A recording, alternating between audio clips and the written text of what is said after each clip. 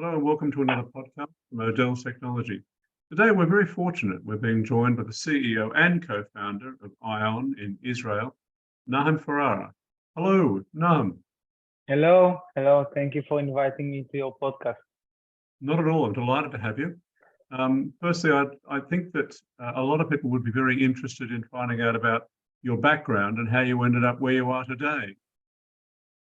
Great. So actually, I'm new to ophthalmology, but not that new because I'm in that specific position for 12 years now. So it is a long journey. Personally, my education, I learned biomedical engineering in the Tel Aviv University. Then I've done my MBA also in Tel Aviv University. I learned also specific training in clinical trial management. So another year of learning that. I started to work in parallel, but I also joined to a leadership seminar in the University of California, a seminar for executive in life science led by Paul Mirage. Also, I went to a director course in Israel.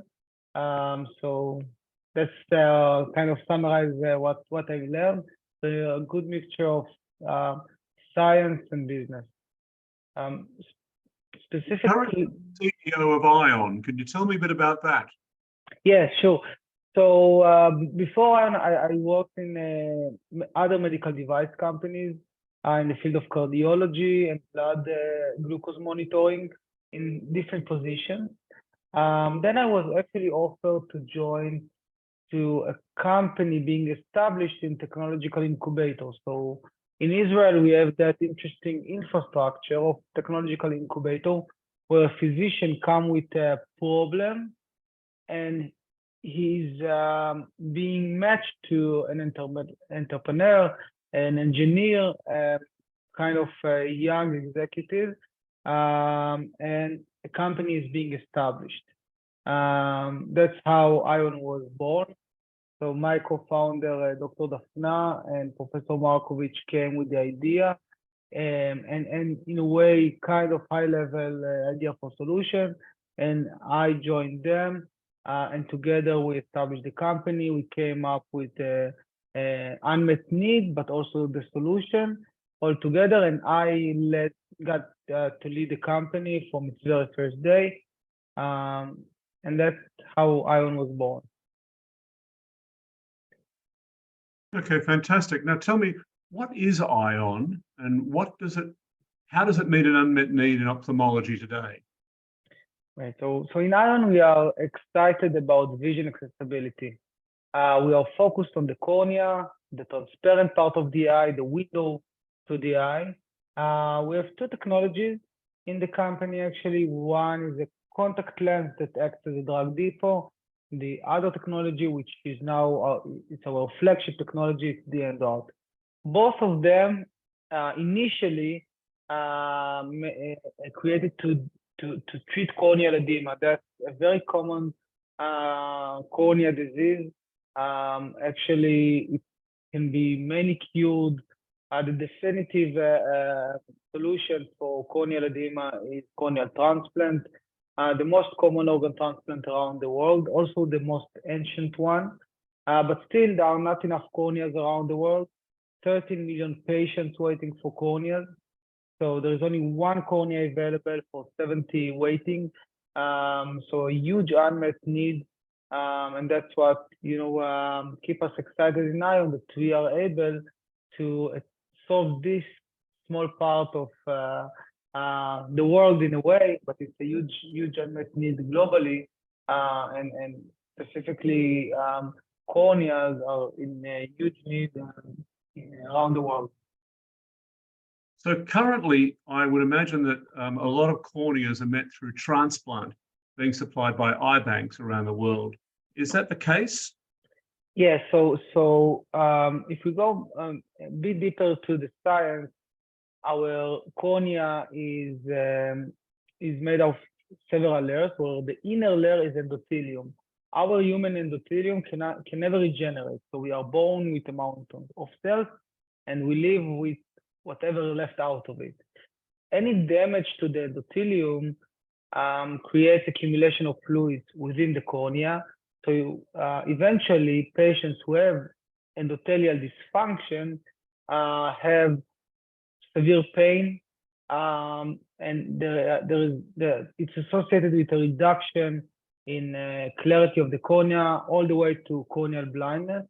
So very suffering patients. And until we came, the only way to cure it definitively was waiting for someone, unfortunately, to die, harvest his cornea, and within, let's say, a week or two, at max, implanted it in a quite complicated area. But that's only if you have access to cornea, you have access to physicians that know to perform corneal transplantation, and you have the infrastructure to harvest, to secure in specific conditions, test the tissue, and then implant it. So quite overall complicated infrastructure that we are about to solve with transferring the solution from a tissue to device. Whereabouts have you started doing operations in the world, procedures? Yeah, so the very first procedure of the current EndoArt conducted a bit more than 4 years ago by Professor Aufart in Germany, Heidelberg. He was the first one to perform EndoArt implantation with the current design. Actually, back then, it's kind of funny. We treated patients that really got the end of what the biological road can offer. So they already rejected several tissues, and Professor Aufart said, okay, let's try the EndoArt. It seems to be safe. We provided all the preclinical trials, but let's try it for a month. If it will work 30 days, let's see. But if not, then we can remove it and, go back to square one with the patient, because he's already, got everything the biological treatment can show. 4 years and more past since then, and actually the implant is still there. So this is how we started, and since that first implantation, we've done almost 140 implantation worldwide, and continuing. So I am happy to see the progress from the very first patient done in Germany more than 4 years ago to the actually first commercial sale, which happened just recently, also in Germany. Fantastic. So I understand you're also going to start procedures in Austria and Italy and Spain very soon. Yeah, so we went for a long journey with the EndoArt, also learning the capabilities of the EndoArt, the positioning of the EndoArt. But once we really went out telling the world what we've discovered, that actually you can cure corneal edema with a synthetic passive device, we got a lot of requests to treat patients with the EndoArt all across Europe, because we got the CE approval. And yes, we've decided to answer that need, that request, that strong market pull, choosing initially 5 countries inside Europe as part of what we called LMR, limited market release. And that would be Germany, Austria, the UK, Spain, and Italy. We are still a startup company. We are growing. We really want to answer the need. We invented the EndoArt to cure corneas, and there are many patients all around Europe and all around the world. We want to reach there, but we can't be too fast with that. So that's the plan currently. And the plan is to launch at ESCRS Vienna in September. So now tell me about what you're doing outside of Europe currently. So yeah, we received the approval in Europe, and that's why we've initiating a process of commercialization. But in addition to Europe, there is a huge need of the EndoArt in Asia, especially in China, because there is no approval to import any corneas to China.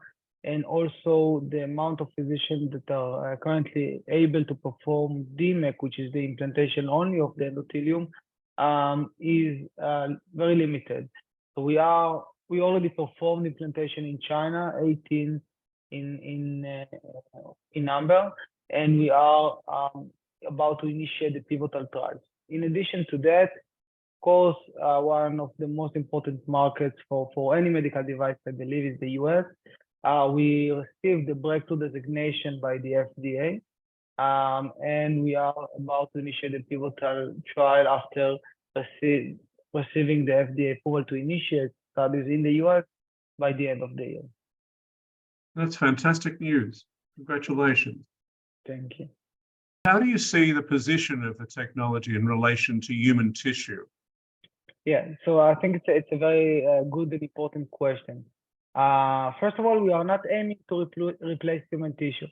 Human tissue is established procedure, human tissue implantation, which what we call EK, endothelial keratoplasty, can be a DSEC or a DMEC. It's a well-established procedure, and actually, it's a very good solution for corneal edema. Having said that, there are patients that are not suitable for human tissue implantation. There are areas inside Europe that have not enough access to tissue. For example, in the UK, you would be surprised, but there is 2 year long queue for tissue.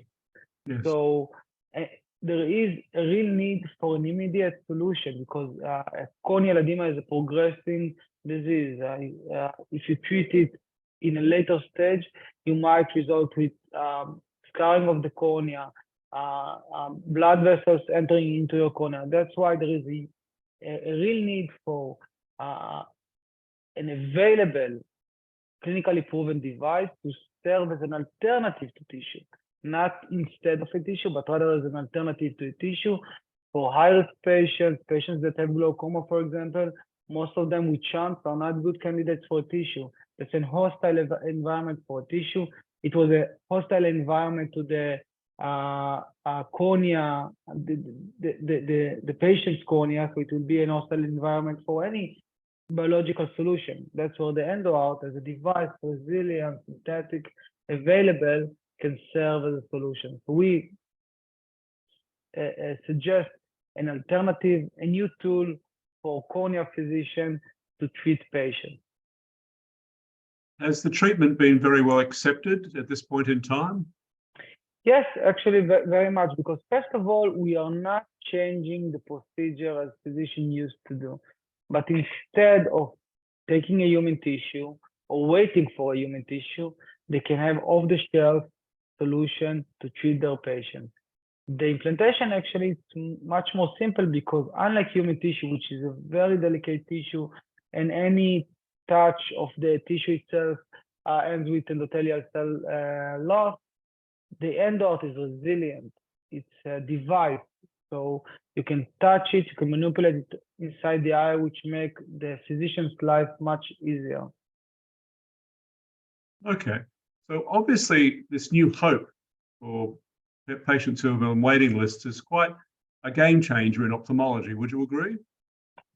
For sure. I think, if we need to think about an equivalent, just imagine that for cataract operation, such a common ophthalmic surgery, you would need to wait for someone to die, to harvest his biological lens, somehow to transfer it, to test it, all the logistics, and then implant it in other patient eye. We can think about that option, right? What we do in cataract surgery, we take off the shelf or sometimes customized, but synthetic lens that sits on the shelf, no special storage condition, and we plan a full day of surgeries, and some of the physicians do 20 to 30 implantation a day. So that's the level of disruptiveness the EndoArt suggests, moving from tissue to a device, treating more patients, maybe different patients than those who are treated with a tissue, to really gain vision accessibility for as much as a human being can offer. Okay, fantastic. Thank you Yeah. very much for sharing the slide, and thank you very much for your time today. It's been Sure. very kind of you, and I wanted to wish you all the very best of luck with the venture. I think it is a game changer for millions of people across the world, and I think it is going to make a difference to I think many healthcare systems and many countries. I think what you've done is absolutely brilliant. So thank you very much. Thank you very much, and thank you for your willingness to hear our pain and success.